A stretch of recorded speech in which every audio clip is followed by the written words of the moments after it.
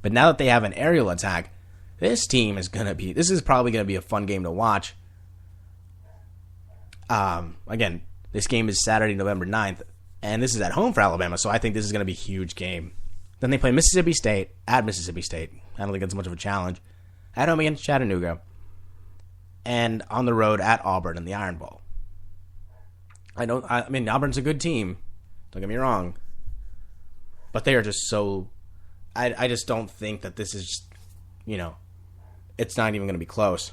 Alabama's definitely getting the national championship game. They're going to play whoever comes out from the East Division in the SEC, which, I mean, it looks like Georgia right now in the early part, and who knows?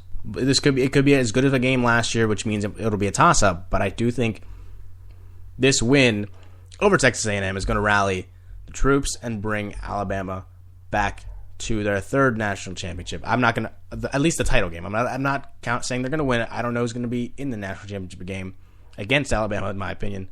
But still, it could be a very exciting game. All right, going down other games from the top 25. Number 2 Oregon just blew out Tennessee. It was just a rout from the beginning. It was a struggle early for Oregon, but once they got it together, Tennessee went up 7-0. After that, 38 unanswered points in the first half for Oregon, and then they poured on 21 more, 59 unanswered before Tennessee finally put another touchdown in the fourth quarter, but it was too late. 59-14 Oregon as they moved to 3-0 on the season. Marcus Mariota, unbelievable player, throwing for 456 yards on the day. Number 4 Oregon, Kenny Guiton filling in for the injured Braxton Miller. On the road at Cal, a Cal team that's very good offensively, but a suspect defense, and it showed as Ohio State blows out California 52-34. What a game that was early, but in the third quarter, Ohio State just put the burners on, and Cal had no answer. Stanford at Army. Army is actually not a bad team, if you look at it. It was really close. Stanford was only up a touchdown at the half, but a couple touchdowns in the second half, along with some really good defense, keep Stanford above as they defeat Army 34-20. And now this is going to be one of the two teams that I'll talk about. Louisville and Kentucky, two teams that, again, huge rivalry on the basketball court, not as much in football. But Louisville gets by Kentucky, a Kentucky team that's still rebuilding, has a new head coach, 27-13. We'll go back to Louisville in a minute, but let's go through some other scores first. LSU and Kent State, 45-13, as LSU, again, Mettenberger just puts it on Kent State. Nevada. Who thought Nevada could compete with Florida State? Nobody. It was in the early part, but wow, Florida State blew them out 62-7. Jameis Winston just unbelievable through the air, and many more touchdowns on the ground. And a Michigan team, again, huge win over Notre Dame last week, but only get by Akron by 4, 28-24. This will be the other team I talk about in a minute. Oklahoma State over Lamar, really, not much of a contest. J.W. Walsh, unbelievable, 59-3 as they defeat Lamar. South Carolina over Vanderbilt, 35-25. Oklahoma over Tulsa, 51-20. UCLA, wow, what a team they have out in California. And we're not even talking about USC. The UCLA Bruins, Brett Hundley, he is definitely in the contention for the Heisman now after putting on what was a phenomenal performance over a Big Ten team in Nebraska. Nebraska was up at one point, 21-3. UCLA just pours it on from that point forward as UCLA defeats Nebraska 41-21. Obviously, a lot to do with the loss of their teammate. I think his name is Nick Pascal. I'm sorry if I don't have it. The wide receiver who got hit by a car last weekend. Obviously, they honored him, and it was very classy. I think Nebraska is probably one of the classiest college teams in the country, at least in terms of their fans. They really showed a lot of sympathy for the UCLA team as they released a couple hundred balloons in honor of the wide receiver who tragically passed away over the weekend. And what a performance by Brent. Like I said, Brent Hundley definitely is going to be one of the top 5 quarterbacks taken in this NFL draft, the redshirt sophomore. And like I said, there's a reason why. It's because he could lead this team over a storied program like Nebraska when they were down big early and coming up huge late. Number 17 Northwestern gets by Western Michigan 38-17. Number 19 Washington 34-24 over Illinois. One of the controversies of last night, Arizona State over Wisconsin 32-20. Again, it was a bizarre final play, whether it was timeouts or position of the ball or running clock. Again, too little too late, unfortunately for Wisconsin. As Arizona State moves to 2-0 on the season, one of the teams that could be, assuming they play a lot of tough teams the rest of their schedule, at least during the middle part of it. And if they get by all these teams, this will be a really good team in the Pac-12. Notre Dame gets by Purdue, huge game, 31-24. And Ole Miss just pours it on Texas. Honestly, Texas, again, a team that, quote-unquote, had national championship expectations, but really, their defense is just awful right now. Ole Miss pouring on so many points in the second half, 27 to be exact, as Texas was shut out in the second half, 44-23. And the final game, actually, which was on Thursday, number 24 TCU goes down to Texas Tech. Texas Tech, a team that many believe is finally back after hiring new coach Cliff Kingsbury, who was a Texas Tech guy, ran that offense for a couple years, put up monstrous numbers, now back as the head coach. Putting on a show. Again, they put in two quarterbacks, both freshmen, who are really good, really. Their backup quarterback, Webb, came in for a drive late when TCU was holding down the Texas Tech offense. And Webb came up huge with a touchdown in the fourth quarter to put up the Red Raiders for good. And this Red Raider team is very scary. I mean, as you look at the rankings now in the top 25, Texas Tech just jumped in the rankings at 25. Wisconsin dropped a couple to 24. 23 entered Arizona State.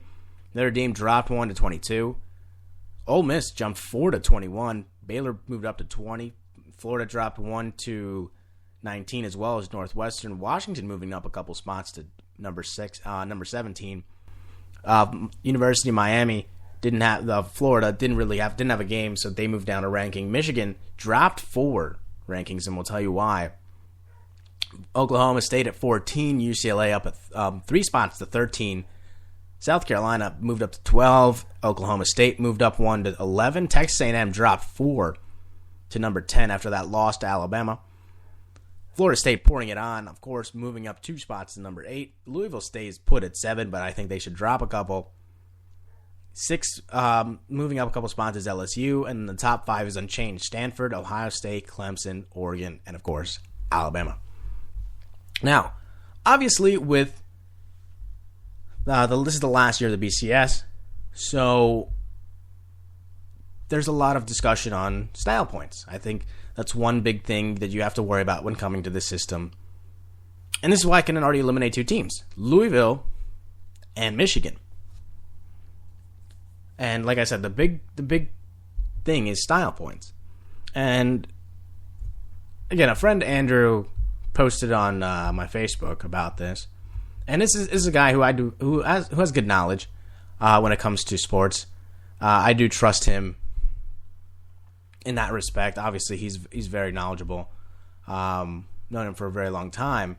And one of the things that he said was, for Michigan, Gardner's play is too erratic, and Louisville doesn't face a single ranked team. So I can see that.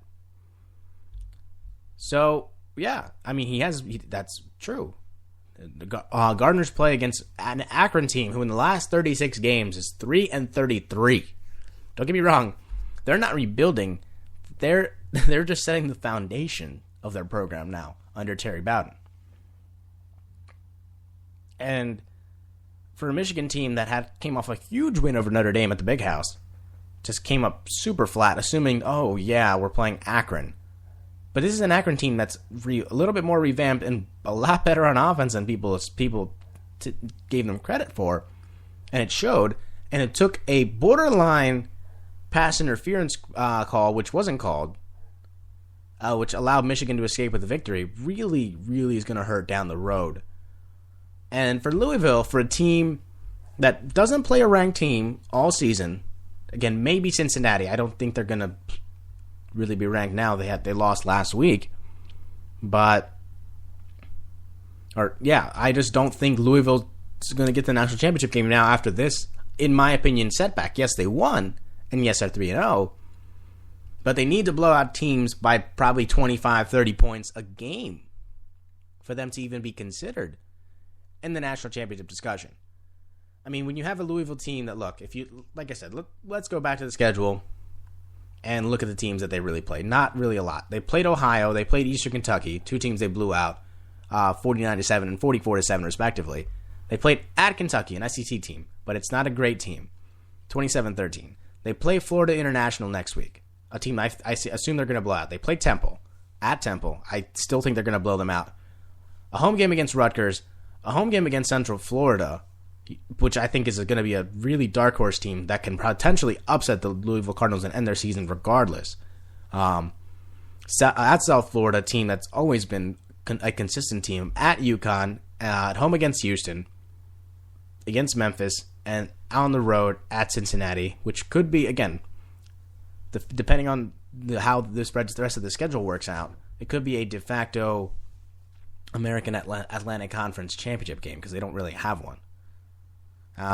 But really, this Louisville team, is more talented than what they probably did yesterday against Kentucky.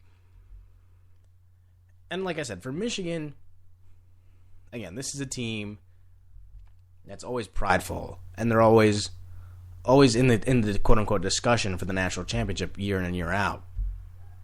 But for a team that only gets by Akron on 4 points, don't get me wrong, a win's a win. But this isn't the NFL where a win's a win and you move on to the next week.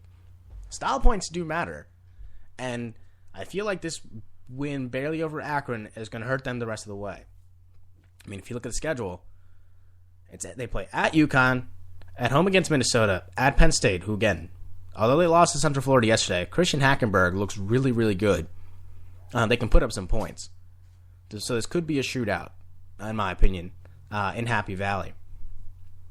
At home against Indiana, at Michigan State, which is, again, a huge rivalry game. And Michigan State's not a bad team. At home against Nebraska, they just became unranked, but they're probably going to be ranked within the next couple weeks, in my opinion. At Northwestern, a team, again, who hasn't really been competitive until the last couple of seasons, and they are really, really good right now.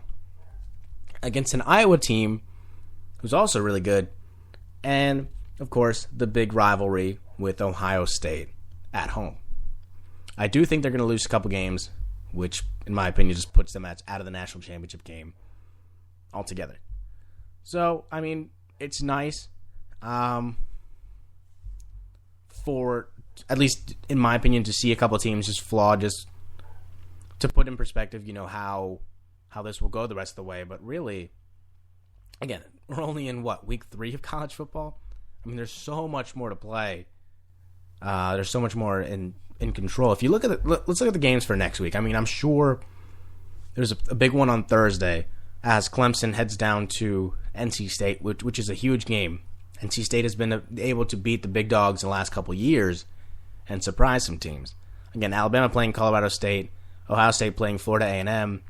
The huge one in the Pac-12 is Arizona State going to Stanford, going to Palo Alto, take on a Stanford team. Again, huge national championship implications if they lose to Arizona State.